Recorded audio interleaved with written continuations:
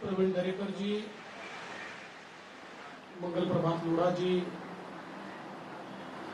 पराग भाई, प्रवीण भाई, इथे उपस्थित सर्वच पदाधिकारी आणि उपस्थित सर्व भगिनी आणि बंधूंनो, आपल्या सर्वांच्या दुर्दैवाने कोरोनाची दुसरी लाट ही महाराष्ट्रामध्ये खूप वेगानं पसरू लागली आहे. काल जवळजवळ 57,000 केसेसची नोंदणी झाली. आजही अंदाजे 45 ते 46,000 केसेस. आणि खरं म्हणजे रविवारी तर टेस्टिंग आपलं जवळजवळ 30 ते 35% कमी असतं, तरीही 45 ते 46,000 केसेसची नोंद आज महाराष्ट्रामध्ये होईल अशी अपेक्षा आहे. त्यामुळे पुन्हा एकदा आपल्या सर्वांना कोरोनाचा मुकाबला करण्याकरता सज्ज व्हावं लागेल. लोकांना व्यवस्था द्याव्या लागतील. आज आपण बघतोय की महाराष्ट्रामध्ये लोकांना बेड्स मिळत नाहीत. ऑक्सिजनेटेड बेड्स असतील किंवा व्हेंटिलेटर्स असतील याची कमतरता भासते. आणि ज्या प्रकारे हा प्रचार प्रसार होतोय त्यातनं मोठ्या प्रमाणात व्यवस्था उभ्या करणं हे अत्यंत महत्वाचं आहे.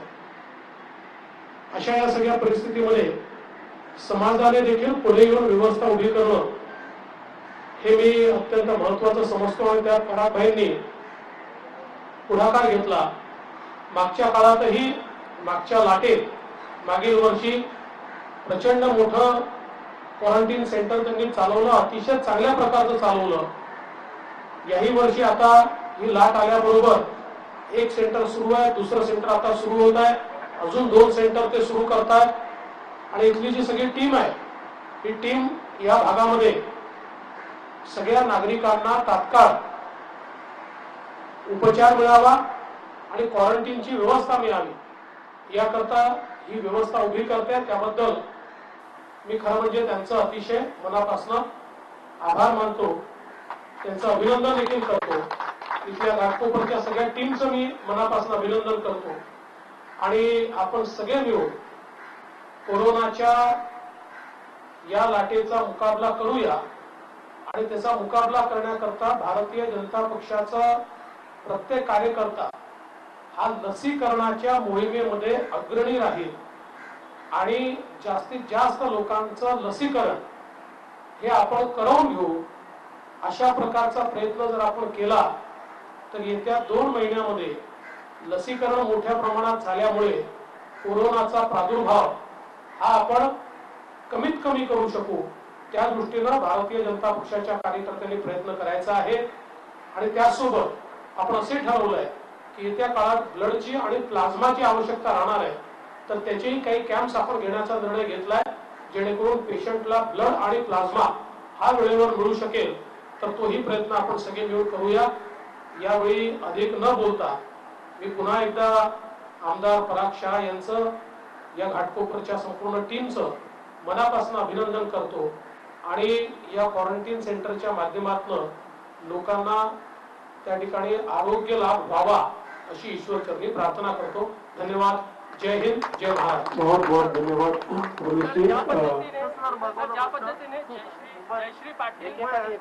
जयश्री पाटील यांच्या याचिकेवर आज हायकोर्टाने एक अत्यंत महत्त्वाचा निर्णय दिला, ते म्हणजे सीबीआय चौकशीचे आदेश दिलेले आहेत. आधी कोर्टाने जे ताशेरे ओढले ते आता वेगळा निर्णय आहे. कशा पद्धतीने? मला असं वाटतं की माननीय उच्च न्यायालयाने अत्यंत महत्वाचा निर्णय दिला आहे. ॲडव्होकेट जयश्री पाटील यांच्या केसमध्ये जी काही प्राथमिक माहिती माझ्याकडे आहे त्यात माननीय उच्च न्यायालयाने सीबीआयला डायरेक्टिव्ह दिलाय की 15 दिवसामध्ये त्यांनी प्राथमिक चौकशी, प्रिलिमिनरी इन्क्वायरी, पीई कंडक्ट करावी. आणि त्या पीईतनं जे काही बाहेर येईल त्याच्या आधारावर पुढची कारवाई त्यांनी करावी. तसंही सीबीआय मध्ये पहिल्यांदा पीई केली जाते आणि पीई मध्ये जर कुठला ऑफेन्स आढळला तर मग ऑफेन्स रजिस्टर केला जातो आणि पुढची कारवाई केली जाते. त्यामुळे एक प्रकारे या संपूर्ण प्रकरणाची सीबीआय इन्क्वायरीच आता माननीय उच्च न्यायालयाने मान्य केली आहे. एकूणच महाराष्ट्रामध्ये हप्ते वसुलीचं काम जे सरकारच्या आशीर्वादानं आणि सरकारमधल्या मंत्र्यांच्या आशीर्वादानं होत होतं किंवा सरकारच्या काही महत्वाच्या लोकांच्या आशीर्वादाने होत होतं, आज एक प्रकारे त्या संदर्भात अतिशय कडक अशा प्रकारचं पाऊल हे माननीय उच्च न्यायालयाने उचललंय. उच्च न्यायालयाच्या निर्णयाचं आम्ही स्वागत करतो. महाराष्ट्राच्या इतिहासाला काळीमा फासणारा हा जो काही मधला कार्यकाळ झालेला आहे, आता निश्चित त्याचं सत्य बाहेर येईल आणि सीबीआय इन्क्वायरीमध्ये कशा प्रकारे हप्ताखोरी चालली होती या गोष्टी देखील बाहेर येतील.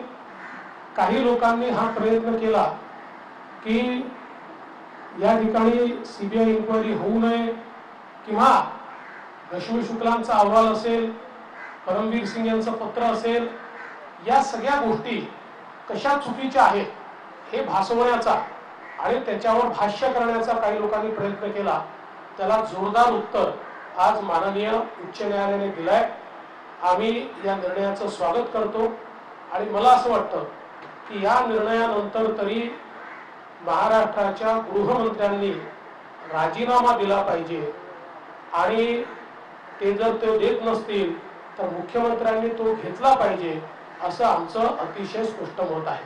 नैतिकतेच्या आधारावरती गृहमंत्र्यांनी राजीनामा द्यायला हवा का? कारण की गृहमंत्र्यांची पाठराखण ही महाविकास आघाडीतल्या 2 घटक पक्षांकडून प्रामुख्याने शिवसेना राष्ट्रवादीकडून केली जाते. मात्र आता हायकोर्ट जर सीबीआय चौकशी सांगत असेल तर आता राजीनामा घेतला पाहिजे. मला असं वाटतं की नैतिकतेच्या आधारावर एखाद्या मंत्र्यांच्या विरुद्ध माननीय उच्च न्यायालयाने सीबीआय इन्क्वायरी सांगितल्यानंतर आणि त्यातल्या त्यात गृहमंत्र्यांच्या विरुद्ध अशी इन्क्वायरी सांगितल्यानंतर त्यांनी त्या पदावर राहणं हे सर्वथा अयोग्य ठरेल.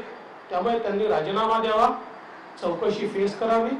चौकशीतनं ते नीट बाहेर पडले तर पुन्हा एकदा त्यांना मंत्रिमंडळात घ्यावं, त्याकरता कुणाची ना नसेल. पण आता मात्र ही केवळ राजकीय मागणी राहिलेली नाही, राजकीय पक्षांची मागणी राहिलेली नाही, तर सीबीआयने या संदर्भात आता चौकशी सुरू करण्याचे आदेश हे स्वतः माननीय उच्च न्यायालयाने दिले आहे. त्यामुळे हा राजीनामा या ठिकाणी उचित ठरेल. सर, राज्य सरकारने सीबीआयला महाराष्ट्रात बंदी घातली होती. आता हायकोर्टाच्याच म्हणण्यानुसार पुन्हा सीबीआय चौकशी सुरू होते. असं वाटतंय का ह्यानंतरचे अनेक असे प्रकरण आहेत ज्याला सीबीआय चौकशीची मागणी होते पण ते होत होते, त्याला एक दिशा मिळते त्यामुळे? मुळात सीबीआयचा जो कायदा आहे त्याची रचना अशी आहे की सीबीआय ही सेंट्रल एजन्सी आहे आणि राज्य सरकार एखादा जो राज्यातला विषय असेल तो सीबीआयला सोपवू शकतं किंवा राज्य सरकारच्या परवानगीने एखादा विषय सीबीआय चौकशी करू शकते. मात्र महाराष्ट्रामध्ये राज्य सरकारने हा निर्णय घेतला होता की आम्ही सीबीआयला अशा प्रकारची परवानगी देणार नाही. पण माननीय उच्च न्यायालय आणि सर्वोच्च न्यायालयाला हा अधिकार आहे की कुठल्याही परवानगीशिवाय अशा प्रकारची इन्क्वायरी ते ऑर्डर करू शकतात आणि त्यामुळे त्या अधिकाराचा वापर करूनच माननीय उच्च न्यायालयाने ही इन्क्वायरी या ठिकाणी ऑर्डर केली आहे. सर, हिंदी में जाना चाहिए जिस तरीके से आता हिंदी में जयश्री पाटील यांनी पोलीस स्टेशनमध्ये या संदर्भाची तक्रार दिली पण तक्रार नोंदवली नाही. पोलीस स्टेशनमध्ये की त्याचा उल्लेख नाही. याचा अर्थ कुठेतरी सरकारची इच्छा नव्हती का या प्रकारात तक्रार व्हावी आणि पुढे चौकशी व्हावी? नाही, अगदी खरं आहे. याचं कारण मला असं वाटतं की माननीय उच्च न्यायालयाच्या हे लक्षात आलं ज्यावेळेस माननीय उच्च न्यायालयाने जयश्री पाटील यांना विचारलं की तुम्ही तक्रार का नोंदवली नाही, त्यावेळेस त्यांनी सांगितलं की मी तक्रार नोंदवली आणि त्याचा फॉलोअप घेतला पण माझी तक्रार नोंदवून घेतली नाही. त्यावेळी माननीय मुख्य न्यायाधीश महोदय यांनी स्टेशन डायरी मागवली आणि त्यांनी सांगितलं जोपर्यंत स्टेशन डायरी येणार नाही तोपर्यंत मी माझं कोर्ट उठणार नाही. आणि स्टेशन डायरी घेऊन यायला वेळ लागत होता. शेवटी तिथले पीआय आले आणि त्यांनी कबूल केलं की आम्ही स्टेशन डायरीमध्ये नोंदच घेतलेली नाही, आम्ही केवळ इन्व्हर्ट रजिस्टरला ते ठेवलेलं आहे. आणि त्यातनं कोर्टाच्या लक्षात आलं की या ठिकाणी गृहमंत्र्यांच्या विरुद्ध तक्रार असल्यामुळे कुठल्याही परिस्थितीत पोलिसांवर दबाव आणणार आहे.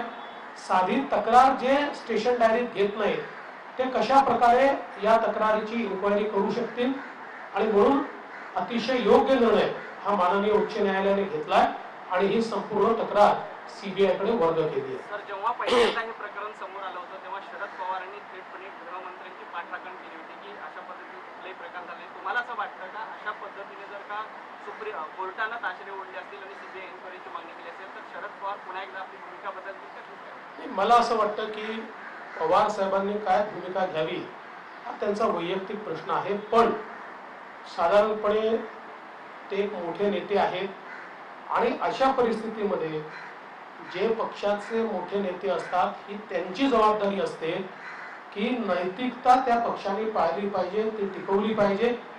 आतापर्यंत किमान हे म्हणायला स्कोप होता की कोर्टाने कुठे आदेश दिला, पण आज कोर्टानेच आदेश दिलेला असल्यामुळे आता खरं म्हणजे सर्वांच्या नजरा माननीय पवार साहेबांकडे लागतील. खरं म्हणजे पवार साहेब आता विश्रांती घेत आहे, त्यामुळे त्यांना त्रास द्यायची आमची कोणाची इच्छा नाही आहे. पण मला असं वाटतं की शेवटी त्या पक्षामधला निर्णय हा पवार साहेबांच्या व्यतिरिक्त दुसरं कोणी घेऊ शकत नाही. सर, मुख्यमंत्र्यांनी आपली भूमिका घेतली पाहिजे, मुख्यमंत्र्यांचं मौन आहे सगळ्या विषयावर. माननीय मुख्यमंत्र्यांनी या विषयामध्ये जी काही भूमिका घेतली आहे ती भूमिका खरोखर मुख्यमंत्री या पदाला शोभणारी नाही. पहिल्यांदा तर त्यांनी सचिन वाझे यांची पाठराखण केली, त्यानंतर त्याच्यावर कारवाई झाल्यानंतर कुठल्याही परिस्थितीमध्ये एकही या संदर्भातलं स्टेटमेंट आजवर माननीय मुख्यमंत्र्यांनी दिलेलं नाही. राज्यामध्ये इतक्या गंभीर घटना घडल्यानंतर मुख्यमंत्र्यांचं एकही स्टेटमेंट येऊ नये हे खरोखर आश्चर्यकारक आहे. माध्यमांनी एक दिवस स्टेटमेंट दाखवलं की मुख्यमंत्र्यांनी काहीतरी सांगितलं की आम्ही ओळखायला विसरलो वगैरे, तर मला असं वाटलं की ते माध्यमांसमोर बोलले, पण ते माध्यमांसमोर बोलले नव्हते. कोणीतरी माध्यमांना सांगितलं आणि माध्यमांनी अशा प्रकारचं त्यांचं स्टेटमेंट दाखवलं. त्यामुळे अजूनपर्यंत राज्यामध्ये इतका सिरियस विषय झाल्यानंतर देखील माननीय मुख्यमंत्री हे पूर्णपणे मौन आहे. हे खरोखर आश्चर्यचकित करणारं आहे. आता तरी आमची अपेक्षा आहे की मुख्यमंत्र्यांनी त्या पदाचा मान राखत आणि ज्या घराण्यातनं ते येतात त्या घराण्याचा देखील मान राखत या संदर्भातली कडक कारवाई तात्काळ केली पाहिजे. अन्यथा लोक त्यांच्याकडे देखील संशयाच्या नजरेने बघतील. ज्या पद्धतीने चांदीवाल समिती एक सदस्य नेमली होती या पूर्ण प्रकरणासाठी, कारण का स्वतः गृहमंत्री बोलले होते की निष्पक्ष चौकशी व्हायला पाहिजे, वाटते त्या समितीचा आता काही अर्थ होऊन जाईल किंवा कारण या दोन गोष्टी पॅरलल चालतात.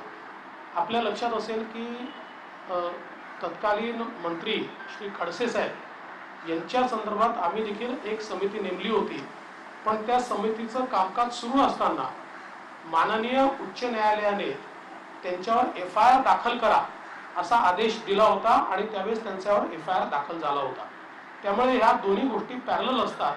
पण आता जसं त्यावेळेस तो अहवाल आल्यानंतर देखील तोपर्यंत FIR दाखल झाला होता, त्यामुळे त्या अहवालाचा औचित्य हे कमी राहिलं होतं. त्या अहवालात काय आलं हे मी आता या ठिकाणी सांगणार नाही, पण त्याचं औचित्य कमी राहिलं होतं, कारण त्या अहवालाप्रमाणे कारवाई हायकोर्टाने ऑलरेडी करून टाकली होती. आणि म्हणून मला असं वाटतं की आता खरं तर या समितीचं औचित्य हे कमी झालं.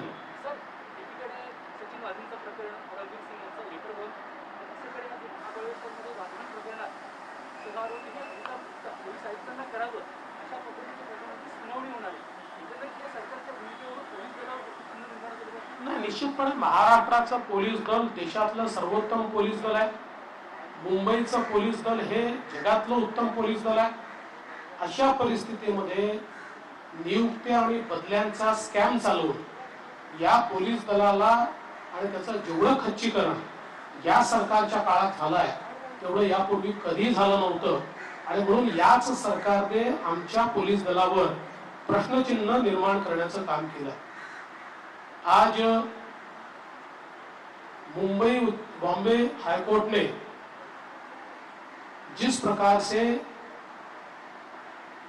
श्री परमवीर सिंह तत्कालीन पुलिस आयुक्त इनके लेटर पर जो याचिका दाखिल हुई थी उसमें जयश्री पाटिल एडवोकेट इन्होंने भी जो एक केस फाइल की थी उसके ऊपर निर्णय देते हुए ये पूरा मामला सीबीआई को सौंपा है। माननीय उच्च न्यायालय ने स्पष्ट रूप से कहा है कि मामला गंभीर है और सीबीआई 15 दिन में इसकी प्रिलिमिनरी इंक्वायरी करे और उसके बाद उस इंक्वायरी के फाइंडिंग्स के आधार पर अपनी आगे की कार्रवाई सीबीआई करे। इस प्रकार से स्पष्ट निर्देश ये माननीय हाईकोर्ट ने दिए हैं। मैं ऐसा मानता हूं कि बहुत गंभीर इस प्रकार का इंडाइटमेंट है, ये बहुत ही महत्वपूर्ण का निर्णय है। इस निर्णय के बाद नैतिकता के आधार पर गृह मंत्री महाराष्ट्र इनको अपने पद पर बने रहने का कोई अधिकार नहीं है। उन्होंने तुरंत इस्तीफा देना चाहिए। मुख्यमंत्री जी ने तुरंत उनका इस्तीफा स्वीकृत करना चाहिए या फिर उनको हटाना चाहिए। और मैं ऐसा मानता हूं महाराष्ट्र के इतिहास का ये जो काला इतिहास है जिसमें रिश्वतखोरी, हत्ताखोरी, इसकी स्टेट स्पॉन्सर्ड घटनाएं जिस प्रकार से बाहर आई है ऐसा कभी हुआ नहीं था। और इसलिए इस काले इतिहास को समाप्त करके महाराष्ट्र के पुलिस की स्वर्णिम प्रतिमा को फिर बहाल करने के लिए ये सीबीआई इंक्वायरी एक मील का पत्थर साबित होगी, ऐसा मेरा मानना है। मैं हाईकोर्ट के निर्णय का स्वागत करता हूं। सर, जिस तरीके से मुख्यमंत्री की भूमिका रही है, चाहे वो वादे को लेकर के हो या केस के बारे में हो, इसको लेकर के आपकी क्या प्रतिक्रिया है? देखिए, महाराष्ट्र के मुख्यमंत्री उद्धव ठाकरे जी ने इतना गंभीर प्रकरण हुआ, आज तक इस प्रकरण पर एक भी प्रतिक्रिया नहीं दी है। मानो मुख्यमंत्री को इससे कोई लेन देन ही नहीं है। राज्य के वो प्रमुख है किंतु उन्होंने इस पर कोई भूमिका भी नहीं रखी। हाँ, ये जरूर है कि उन्होंने हमारे सत्र के अंतिम दिन अपनी प्रेस कॉन्फ्रेंस में सचिन वाजे का बचाव जरूर किया था और एक प्रकार से वो कोई लादेन तो नहीं है इस प्रकार की बात भी कही थी।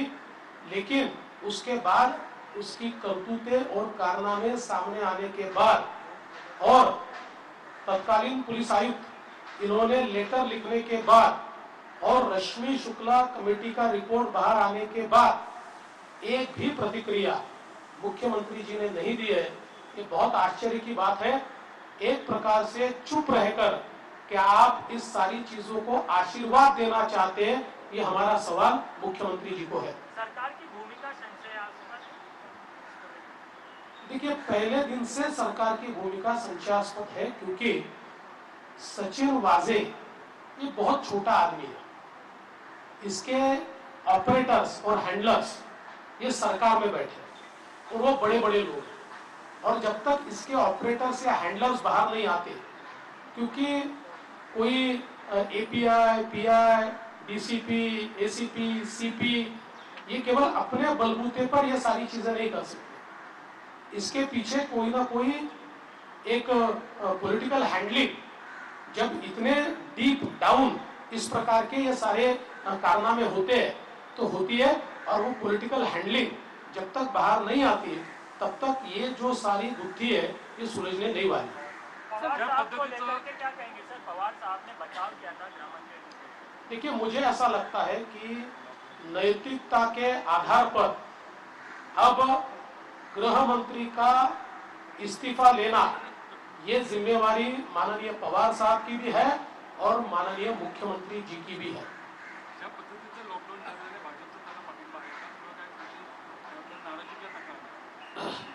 बघा, एकूणच काल जे लॉकडाऊन सांगण्यात आलं आणि जे लॉकडाऊन करण्यात आलं यामध्ये बरंच अंतर आहे।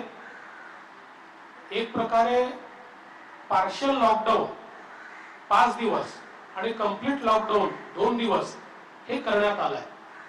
हे खरं आहे की महाराष्ट्रातली स्थिती भयावह आहे आणि सरकार कुठेतरी अपुरी पडते, यंत्रणा अपुऱ्या पडतायत। त्यामुळे यंत्रणा वाढवण्याकरता सरकारला काही ना काही व्यवस्था करण्याची गरज आहे आणि म्हणून त्यातलं एक इंटरमिजिएटरी म्हणून लॉकडाऊन किंवा पार्शल लॉकडाऊन अशा प्रकारचा विचार सरकारने केला आहे. पण त्याच वेळी हा विचार करताना सरकारने सर्व घटकांचा विचार केलेला दिसत नाही. उदाहरणार्थ छोटे छोटे व्यवसाय करणारे, मग आमचे केश कर्तनालय चालवणारे जे लोक आहेत, एक उदाहरण म्हणून सांगतो. आता केश कर्तनालयामध्ये आपण फक्त केस कापणं अलाव केलं होतं, त्यांनी काही कोविड वाढतो असं माझं मत नाही, किंवा केश कर्तनालय हे गर्दीचं ठिकाण आहे असं देखील माझं मत नाही, पण ते देखील आपण बंद केलं. असे जे छोटे व्यावसायिक आहेत यांच्यावर फार मोठी गदा या लॉकडाऊनच्या माध्यमातून आलेली आहे. हॉटेल व्यावसायिक असतील, छोटे हॉटेल्सवाले असतील, या सगळ्यांवर देखील खूप मोठी अडचण यातनं झाली आहे. माझं सरकारला आव्हान आहे की सरकारने या संदर्भातल्या काही उपाययोजना केल्या पाहिजेत. एक तर हॉटेल व्यावसायिक जे आहेत यांना त्यांच्याकडनं वसूल झालेला जो जीएसटी आहे, गेल्या 3 महिन्याचा जीएसटी, हा परतावा म्हणून जर राज्य सरकारने दिला तर ते या ठिकाणी तग धरू शकतील. किंवा हॉटेलमध्ये काम करणारे कामगार जे आहेत ते सगळे रजिस्टर्ड कामगार आहेत, या कामगारांचं 2 महिन्याचा पगार हा जर राज्य सरकारने त्या ठिकाणी दिला तर त्यातनं थोडी तग ही या व्यवसायाला धरता येईल. किंवा हे सगळे जे व्यवसाय बंद पडतायत किंवा ज्यांच्यावर लॉकडाऊनची मोठी कुऱ्हाड येते यांचं 2-3 महिन्याचं विजेचं बिल माफ झालं पाहिजे किंवा यांना टॅक्सेस मध्ये काही सूट मिळाली पाहिजे. म्हणजे सरकारला जर थेट पैसे देता येत नसतील, खरं तर आमचं मत आहे की थेट मदत केलीच पाहिजे, पण ती देता येत नसेल तर किमान या लॉकडाऊनमुळे, मागच्या लॉकडाऊनमुळे यांची परिस्थिती अत्यंत खराब झाली होती. आता या लॉकडाऊनमुळे तर अक्षरशः रस्त्यावर यांना यावं लागेल आणि आपल्या जे काही छोटे मोठे व्यवसाय ते विकावे लागतील अशी अवस्था या ठिकाणी आलेली आहे. त्यामुळे त्या संदर्भात काही ना काही उपाययोजना, म्हणजे किमान सरकार आता जर कॅश कॉम्पन्सेशन देऊ शकत नसेल तर त्यांच्याकडनं आलेले पैसे परत करणं, त्यांचे टॅक्सेस डेफर करणं, त्यांचे विजेचे बिल डेफर करणं किंवा ते काही काळाकरता 2-3 महिन्याचं माफ करणं, अशा वेगवेगळ्या प्रकारच्या उपाययोजना या वेगवेगळ्या सेक्टर करता केल्या पाहिजे. आता सगळ्या प्रकारचे ऑफिसेस सरकारने बंद केले. आता जे चार्टर्ड अकाउंटंट्स आहेत, कॉस्ट अकाउंटंट्स आहेत, यांचे ऑफिसेस जर बंद राहिले तर जे काही व्यवसाय आहेत त्यांना आता पुढच्या काळामध्ये जुलैपर्यंत सातत्याने त्यांना आपले जीएसटीचे, इन्कम टॅक्सचे असे वेगवेगळे प्रपत्र सादर करावे लागतात. ते प्रपत्र सादर होऊ शकणार नाही. आणि म्हणून मला असं वाटतं की हा जो काही ऑर्डर सरकारने काढलेला आहे, एकेका घटकाचा विचार करून त्या घटकाला काय मदत करता येईल असा विचार करून सरकारने हा ऑर्डर काढावा. लॉकडाऊन हा केवळ एक प्रकारे सुलतानी पद्धतीने जर आपण लागू केला तर लोक मोठ्या प्रमाणात त्याच्या विरुद्ध रस्त्यावर येतील आणि म्हणून लॉकडाऊनची आवश्यकताही समजावून सांगितली पाहिजे, पण त्यासोबत त्याच्याने अफेक्ट होणाऱ्या लोकांना पूर्ण मदत ही सरकारने केली पाहिजे. केंद्राची मदत मिळावी असं वारंवार सरकारकडून येतं की जीएसटीचा परतावा असेल तर ते केंद्राकडे व्हायला मिळाला लॉकडाऊन संदर्भात. दुसरा प्रश्न की जी इंजेक्शन आहे प्रामुख्याने रेमडेसिवीर, त्या इंजेक्शनचा प्रामुख्याने जळगाव असेल धुळेमध्ये पूर्ण तुटवडा आहे, त्या ठिकाणी कोणते इंजेक्शन नाही. पहिला मुद्दा जो आहे की प्रत्येक गोष्टीमध्ये केंद्राकडे बोट दाखवलं जातं. मी काल देखील सांगितलं, केंद्र सरकारने राज्य सरकारला किती पैसा दिला याची यादीच मी जाहीर केली आहे. आणि एवढंच नाही तर केंद्र सरकारने त्यांच्याकडे असलेला एक पैसा आम्ही देणार आहोत हे सांगितलंय. ते द्यायची सुरुवात देखील केली आहे आणि इतक्या अडचणीच्या परिस्थितीमध्ये त्यांना देय पैशापेक्षा जास्त पैसा केंद्र सरकार राज्यांना देते आहे. पण केंद्र सरकारने ज्यावेळेस लॉकडाऊन केला त्यावेळेस 20 लाख कोटीचं पॅकेज केंद्र सरकारने दिलं. आता राज्य सरकार जर लॉकडाऊन करत आहे आणि तेही महाराष्ट्रासारखं राज्य की जे देशातलं तुलनेनं सगळ्यात श्रीमंत राज्य, या राज्यामध्ये आम्ही लॉकडाऊन करताना काहीच करणार नाही, केवळ बोटं दाखवू असं जर म्हणणार असाल तर ते अयोग्य आहे. तुम्हाला मदत पाहिजे असेल तर आम्ही मदत करायला तयार आहोत. मला माहिती आहे तुम्ही आमच्यापेक्षा हुशार आहात, पण तरी देखील तुम्ही कुठे अडला असाल तर आम्हाला विचारा, कशा प्रकारे मदत करायची, पैसा कुठून आणायचा हे देखील आम्ही त्या ठिकाणी निश्चित तुम्हाला समजावून सांगू. कारण महाराष्ट्राची ताकद, स्ट्रेंथ आणि फायनान्शियल मार्केट मधली महाराष्ट्राची पत याची पूर्ण जानकारी आमच्याकडे आहे. मला असं वाटतं सरकारमध्ये इच्छाशक्तीच नाही आहे. ज्याच्यात इच्छाशक्ती नसते ते लोकच अशा प्रकारे बोटं दाखवतात.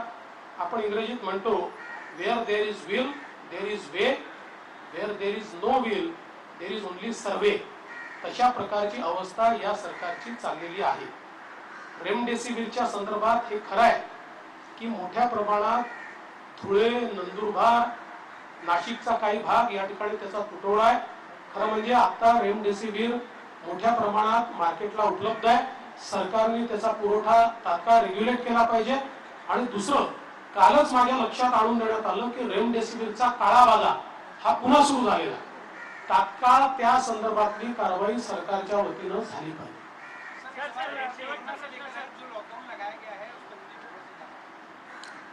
देखिए, जिस प्रकार से लॉकडाउन लगाया गया है, केंद्र सरकार ने जब लॉकडाउन लगाया था उस समय केंद्र सरकार ने 20 लाख करोड़ का आत्मनिर्भर पैकेज दिया था. उससे पहले 2 लाख करोड़ का पहला पैकेज दिया था.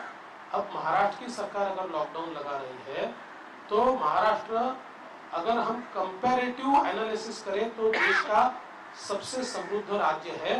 महाराष्ट्र की सरकार ने इस संदर्भ में कोई ना कोई पैकेज देना चाहिए.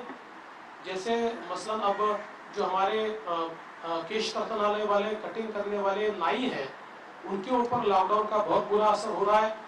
तो उनका दुकान बंद करके तो कोई, वहाँ बहुत भीड़ होती है और उससे कोरोना फैलता है, ऐसा नहीं है.